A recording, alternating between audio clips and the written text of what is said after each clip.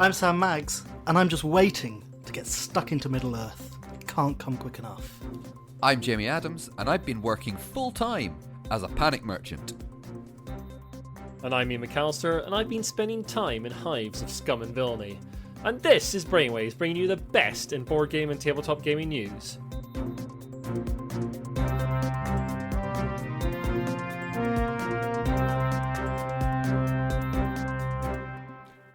And these are the headlines for the week of the 18th of February, 2019. Bridge in troubled waters as top player suspended for doping. Steamy situation as Age of Steam comes back to Kickstarter, but whose game is it anyway? And Asmodee can't control its bears. All this and more on this week's Brainwaves. The world of Bridge this week has been rocked as one of its top players has been banned from the sport for doping. Geir Helgomo, a Norwegian-born and well-regarded top player, had drug tests taken in Orlando, Florida last year at a bridge competition. These results have been double-checked, and he tested positive for synthetic testosterone and the female fertility drug clomiphene. Now, you might be wondering why doping actually matters in the world of bridge, but bridge is officially an Olympic sport. Who knew? It therefore needs regulated by the International Olympic Committee, the IOC. It's been an Olympic sport since 1990. And although the bridge organisation has said that testosterone and this drug, clomiphene, have no real bearing on the world of bridge, like it doesn't make you more focused, it's still a drug that is banned by the IOC, and therefore this guy has been banned from Them's bridge. the rules. Yeah, those are the rules.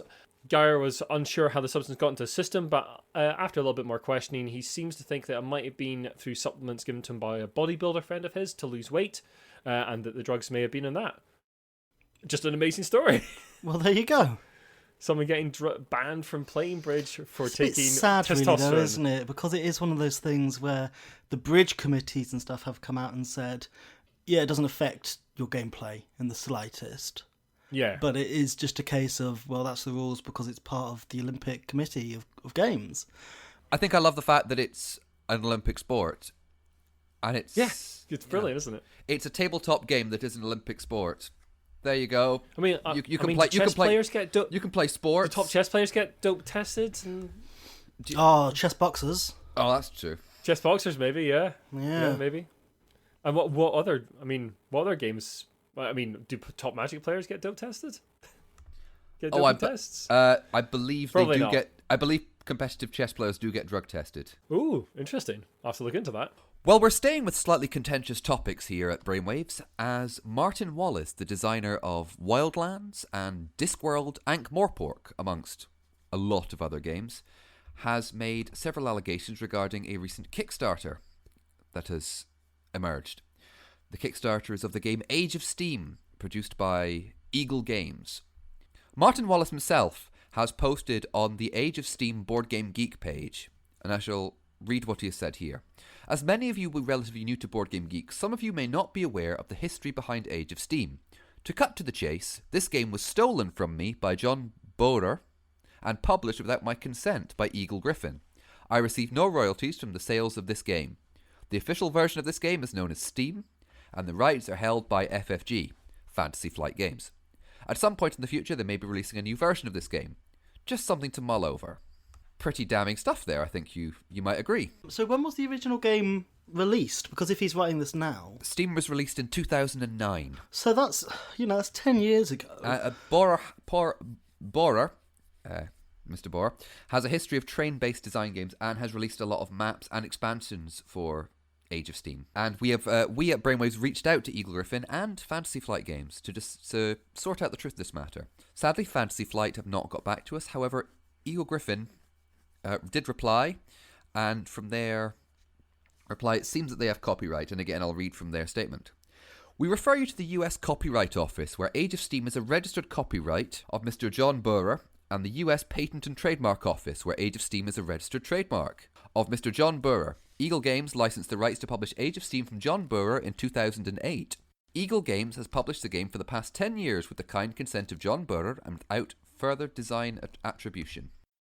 So I think this is one of the things we need to go back to that we've talked about in the past, which is, can you copyright game mechanics? So obviously Martin Wallace here is saying that the rights for his game are held by Fantasy Flight Games, and they are looking to publish that in the future. The game's been stolen by John Boer and Eagle Gryphon, and that was published 10 years ago as Age of Steam. Well, the thing is, this has been arbitrated in the past by the former CEO of Fantasy Flight Games, Christian Peterson.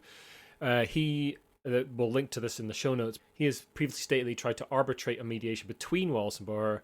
The judge in that case was a gentleman called Dr. Franz Benno Delong, a German game designer himself. He found in favour of Boer at the time. I don't have the exact details of the case there, and I couldn't really find any sort of deeper information about exactly what happened during that case. But yeah, Delong found in favour of Boer at that time, and Wallace just didn't abide by the mediation. It's quite hard to untangle exactly what happened there because there's very few people really talking about it. So I don't know exactly what happened, but it seems that Boer does have the rights to it. Eagle Gryphon bought those rights in good faith from Boer and are publishing a new version of Age of Steam and absolutely believe they have the right to. And for all intents and purposes, it looks like they do. Well, as always, that's something we've mentioned on the show this week, so we're likely to update you all if we see any news about it in the future. But this seems to be something that's been going on for 10 years, so who knows when that will happen. Maybe we're the ones to finally break it, but I doubt it. We do a lot of news on the show about mergers, very often involving giant monopoly company, if you excuse the pun, Asmodee Games. But this time, I just got disapproving looks from my co-hosts. No, you're not having disapproving looks from me. Just me. This time we're talking about someone leaving the Asmodee Group, and that is Heidelbar Games. They're a German company that joined forces with Asmodee back in 2017 to do some distribution stuff, assumingly around Germany and some of Europe. But now they're just parting ways for Heidelbar to go off and be their own independent company. To be honest, not much more has been said about that. I suppose it's just between the two of those companies.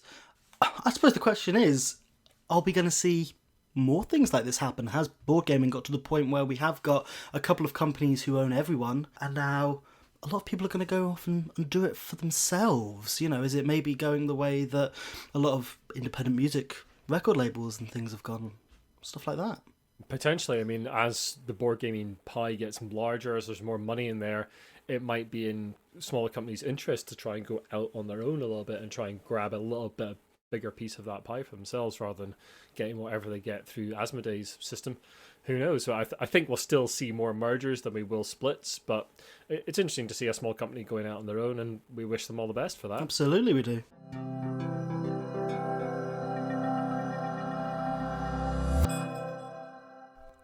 Stephen King's novel It was famously turned into a TV show in the late 80s, early 90s, starring Tim Curry. And as again last year, came out as a new film with Alexander Skarsgård as Pennywise the Dancing Clown. And we've got a sequel coming this year, It Chapter 2. And you may be wondering, why are you talking about films? This is not a film podcast, this is a board game podcast. Of course it is. And the reason I'm talking about it is getting the board game treatment. Dun dun dun dun dun dun. Series of board game releases tied into the films are being released, including Cluedo and your favourite and mine, Monopoly.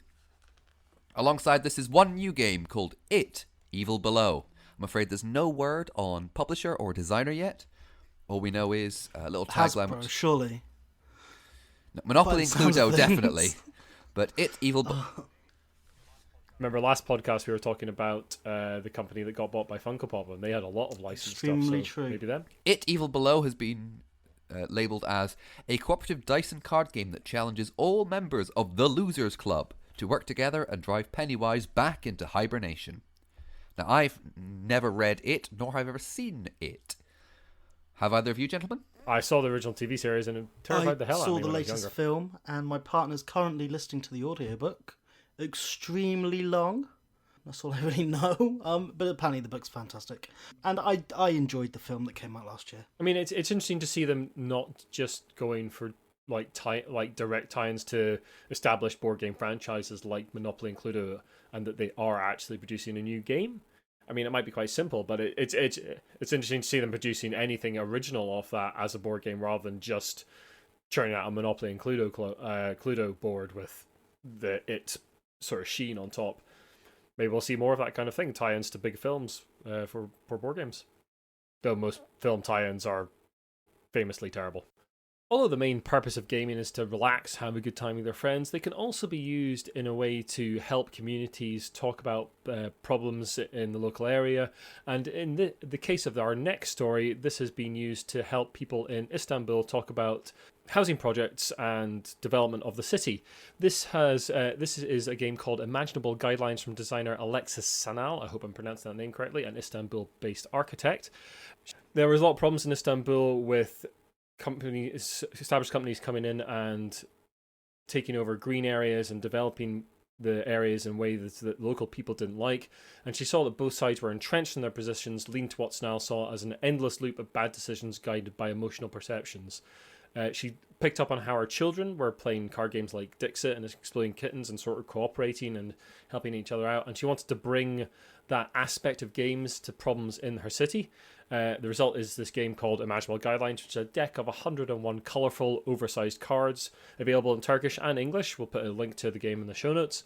And the gameplay is consensus-based and allows participants to decide what topics are necessary, desirable, or irrelevant to particular problems in their community, allowing them to talk about things in a slightly abstracted way, rather than getting into heated arguments that don't get anyone anywhere. They can talk about exactly what they want out of their local communities.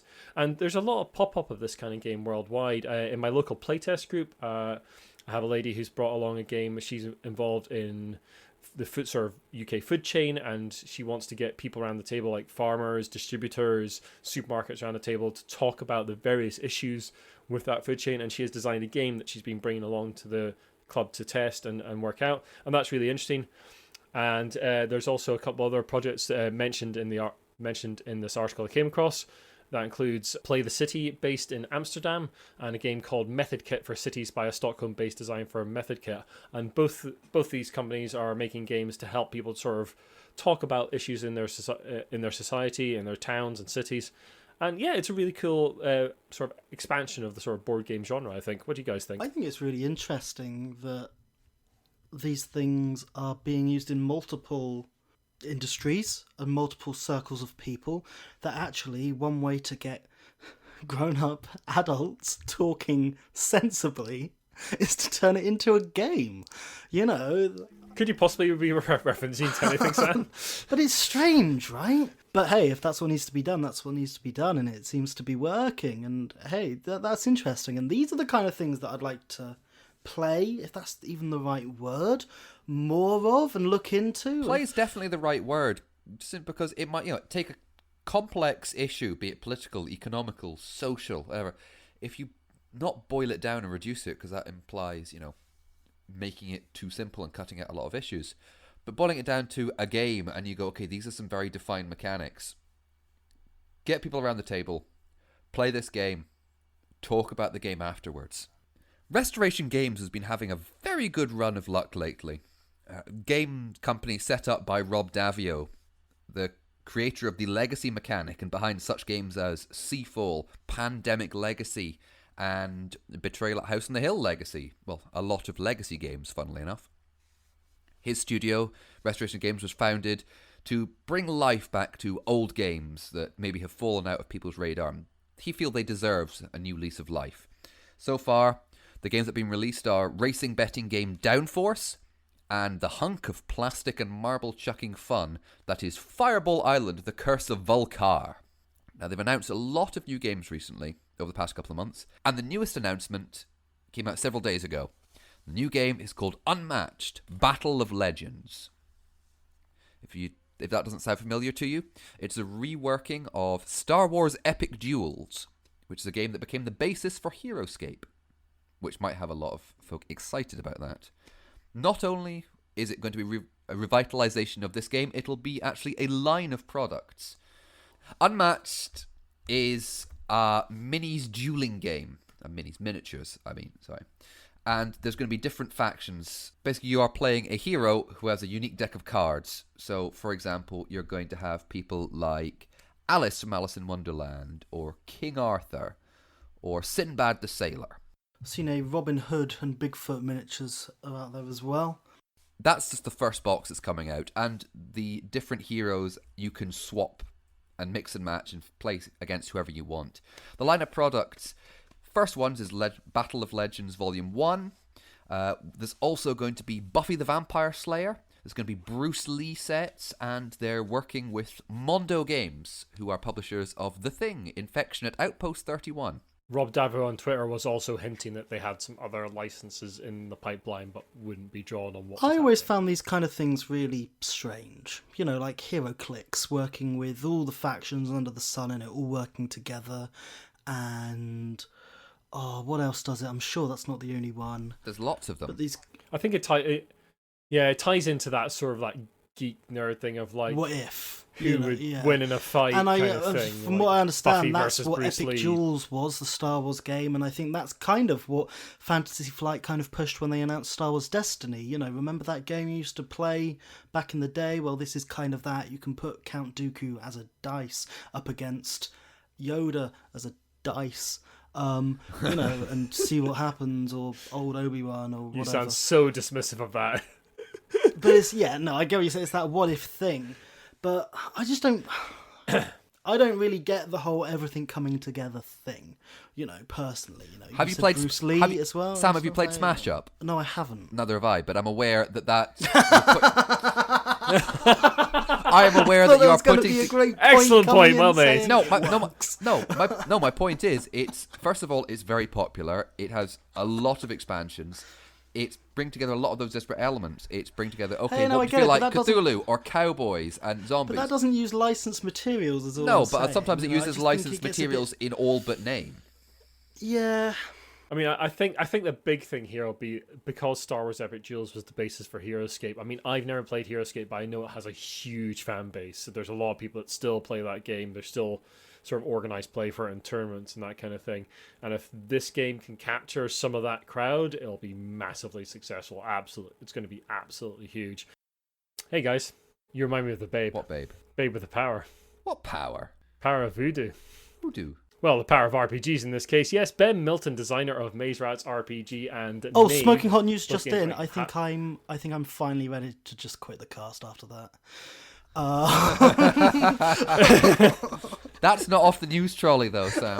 That was the final straw. We've done a lot worse than Carry that. on, because it's interesting news. Ben Milton, designer of Maze Rats RPG and Knave, tweeted a couple of days ago that he had been hired to help out with the Labyrinth RPG. This is coming from publisher Riverhorse Games, who have designed the mechanics, and Ben Milton has written the story. This is he says this is 90 linked scenes, and that the RPG sort of has sort of quite a linked sort of scene structure to it. It's got a 13-hour countdown clock, which you have to beat. So it sounds a lot more structured than other RPGs, which might be good for new players. Now, we have not had the best time with Riverhorse's games in the past. The Labyrinth board game was a bit lackluster. But certainly the My Little Pony RPG has done pretty well from what I understand. Licensed games are definitely Riverhorse's thing. Maybe this will be excellent. I mean, I personally don't really have a desire to roleplay in that universe. I love the film, but the universe itself is just like... Well, it seems like the universe itself is the film, quite frankly. You know, I get that... I mean, if it's a more structured RPG, more along the lines of like a sort of choose your own adventure kind of thing with more RPG elements in it, I can see that working. What I take away from the board game that I think is probably going to come through here, you know, especially because they said it's linked scenes, 13-hour clock countdown, I fully imagine that you're going to be playing through the film, you know, and because that's what the board game was, you know, it was very much, you're just going to walk through the movie, and at the end you have to say the thing that she says at the end to win, and if you don't know that, this is actually part of the game, people, that to win the game, you just have to recite something. And if you don't know what that thing is, then you don't win the game. It is on a card if you don't know it. Wow, I'd never played the Labyrinth board game. But that's... To be fair, it is on a card if you don't know. Fair enough, but still, come on, that's not a mechanic. You know, and To be honest, I quite like the idea of 90 linked scenes and stuff, and maybe playing something that's very structured and railroaded can sometimes be good, you know. Yeah. But it just depends. Absolutely, how much choice have you got within that? You know, going from their previous board games that I've played, admittedly, it is only the one. Not particularly good impressions, but as you were saying, you know, the My Little Pony stuff that's out there has done great guns. But maybe is that because of the license more than anything, that actually people just find it a big novelty to play in the My Little Pony universe, and you know, and that has a huge following in this culture, in a sense, you know, that this kind of geek culture. So is that a big part of its success rather than the actual fact that it's an engaging RPG?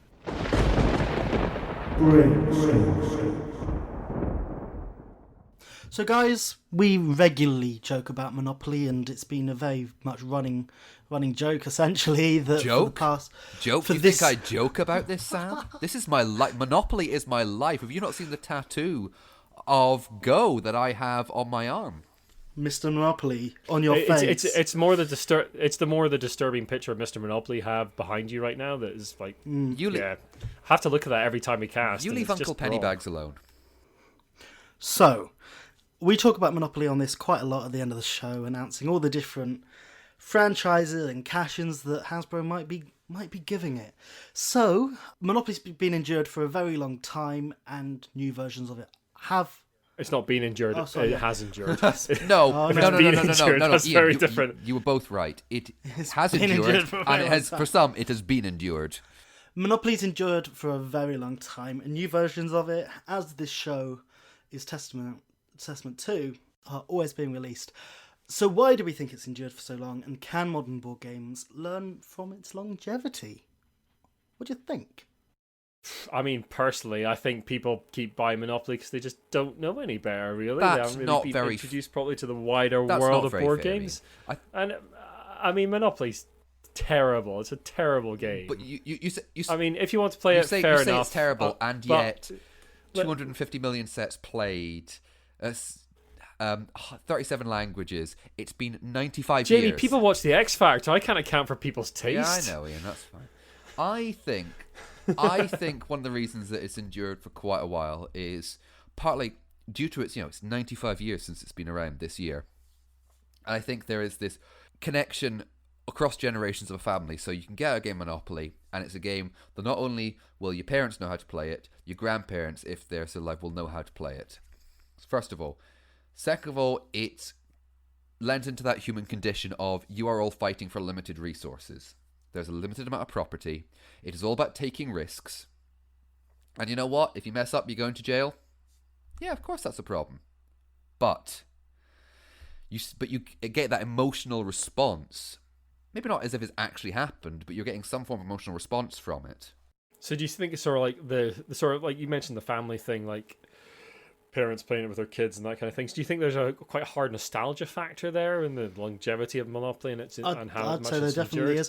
I'd say another huge player in this is the fact that you can get it in just about any franchise you want. Yeah. So if you like, oh, we're a big Star Wars household, we do that. Or I've got lots of little kids, we play the Disney version. Yeah. And any language you want as well. 37 languages it's been translated into. No, completely. And quite frankly, if it brings people around a table, then that's a good thing, surely, Whether we think it's a good game or not, hey, in a sense, what does it matter? People are getting around the table, they're talking, they're interacting with each other, they're being social. You want to also talk about it in terms of a learning tool.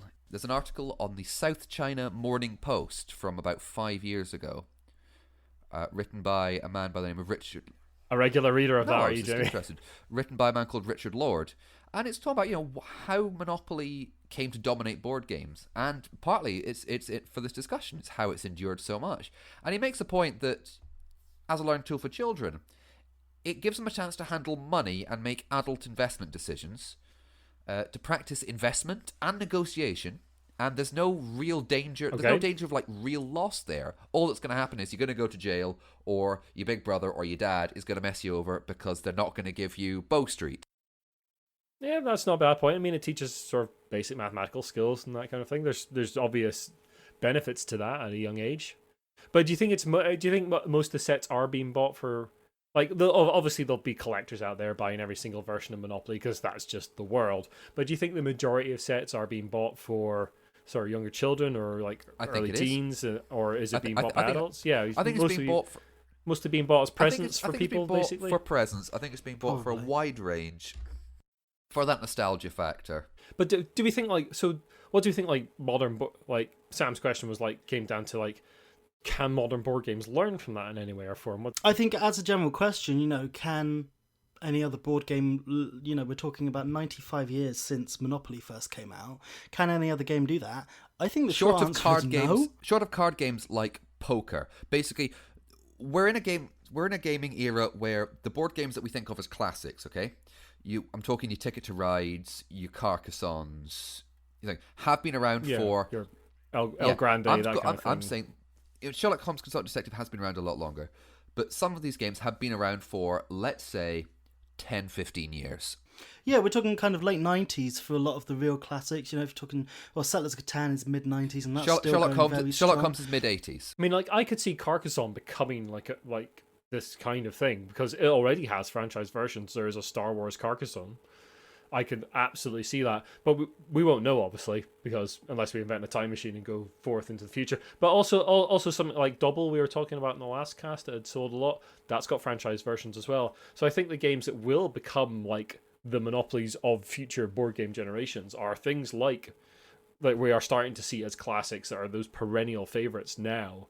Or things like Carcassonne, Double, things like that. Very possibly, yeah. And I suppose it all depends on, it's so many factors, isn't it? It's, what did we play as a kid? Well, frankly, for me, what was out there when I was a kid that I knew? And it was Monopoly, and then later, and I'd say it was only in about 2010 that I really started seeing kind of what board games were out there. And things like Fantasy Flight really coming onto the horizon properly with a lot of their stuff. When they got the Star Wars license, that's when it really opened me up to kind of what board games can be, quite frankly, because that's what I was interested in. I was there in the Thunder's Edge days of Fantasy Flight games. I have no idea what that means. But I think my point is that why is it endured? It's something that is very simple, that combines the teaching tool of teaching kids, right, okay, the value's on 2 dice. What do they add up to? Okay, teaching basic arithmetic. How much does this property cost? Right, that's arithmetic. You're using the money you've got. Negotiation, investment. Yep, learning about loss. It's something and that nostalgic factor, that has stayed there. And you want to talk about board games that have endured, or games that have endured. There will still be versions of Catan and Carcassonne coming out, almost inevitably. But there will also be Monopoly.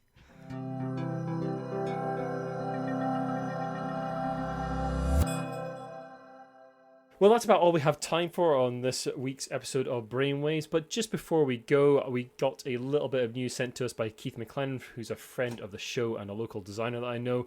And he came across a rather expensive card. If you want to invest in card games, folks, then you should invest in classic Magic the Gathering cards, because a Black Lotus in near mint condition just went for $166,000 or thereabouts. Nearly double what the same card had gone for in similar condition just last July. So, yeah, we'd like to give a big shout out, as usual, to our executive producers, Lucky Sparrow Gaming Cafe, but especially this week because they made a lovely piece of fan art for us of a giant brain and brainwaves board game. You can see that up on our Twitter feed. I will also put it up on the Facebook page tomorrow. That is the 13th of March, and you can have a look at that. But just our first piece of fan art, and we're really, really happy with that.